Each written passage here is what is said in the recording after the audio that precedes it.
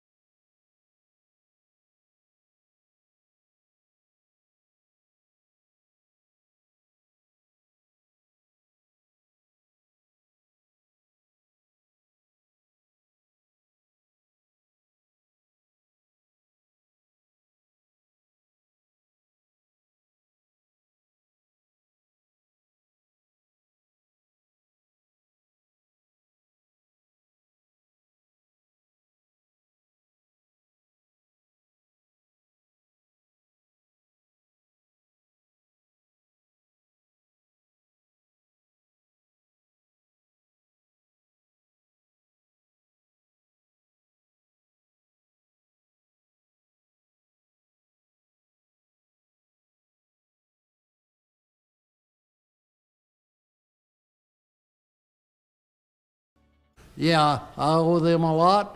88-year-old Harold Shearer is talking about 12-year-old Nicholas Morris and 13-year-old Guillermo Bettini. Shearer, who is paralyzed and gets around in a wheelchair, says he was at his home Wednesday afternoon on Primavera treating his pool with chlorine when he fell in. His wife of 66 years, Iva, was there to help keep his head above water, but as Mr. Shearer tells us, she could only do so much. She's 85 years old, and I'm 88, so we're not spring chickens. Because I was helping him stay afloat, I couldn't leave and come and phone for help. So they screamed for help. Thankfully, their neighbors were in the right place at just the right time. We just got back from school, just got back. Okay.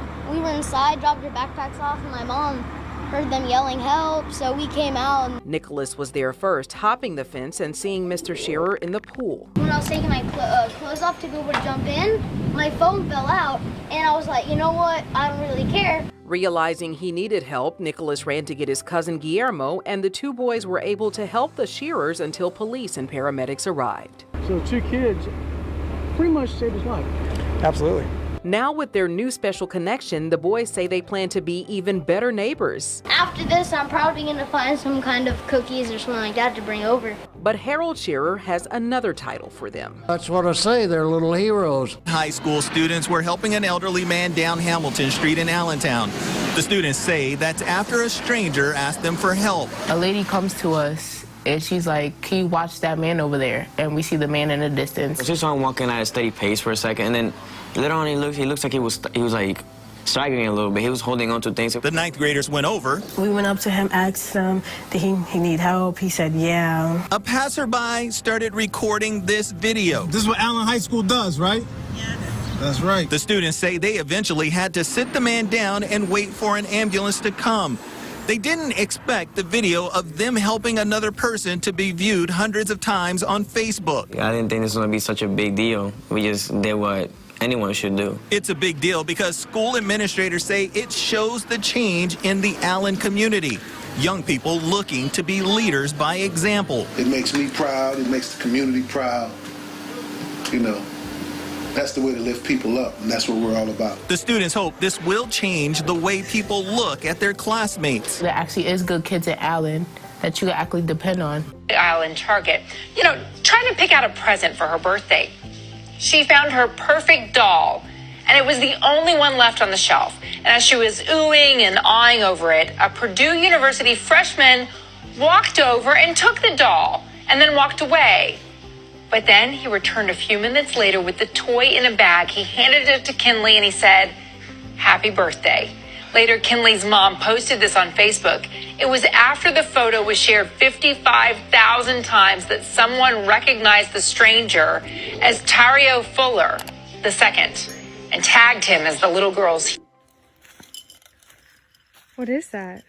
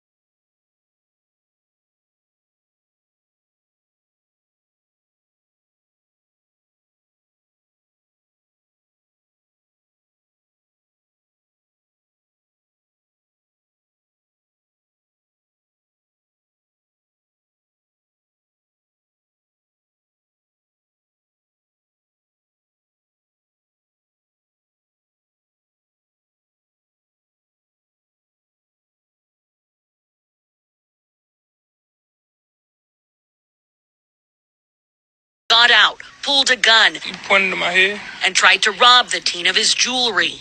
Moises heard the commotion, grabbed the bat, and attacked the gunman. And Moises screamed at me to go inside the house. Just as Moises was shot. He saved his life and lost his. These white balloons mark the spot of that deadly shooting. There's like at least three bullet cases over here. Sergio's mom is grateful and heartbroken. Is this something that normally happens here? No. This has never happened here. Home security cameras captured the whole thing. Deputies hope the video will lead to the killers. I'll always love him for the things that he did, and I just miss him a lot. Moises's little brother is the only one with enough strength to speak out today. If you're the people out there who did this, you're not going to get away with it. Justice for Moises. The man who risked it all to help a neighbor. The father, now considered a hero.